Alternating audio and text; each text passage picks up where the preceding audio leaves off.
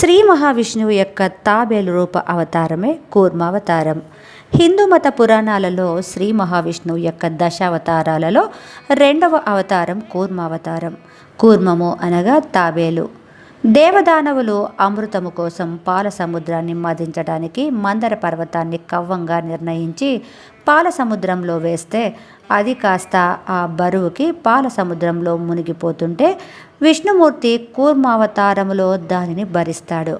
ఇది కృతయుగంలో సంభవించిన అవతారం. ఒకమారు దేవేంద్రుని ప్రవర్తనకు కోపించిన దుర్వాస మహర్షి దేవతలు శక్తిహీనులగుదురుగాక అని శపించాడు.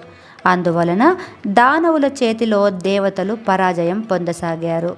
వారు విష్ణువుతో మొరపెట్టుకోగా సకల ఔషధులకు నిలయమైన పాల కడలిని చిలికి అమృతాన్ని సాధించండి అని విష్ణువు ఉపాయాన్ని ఉపదేశించాడు.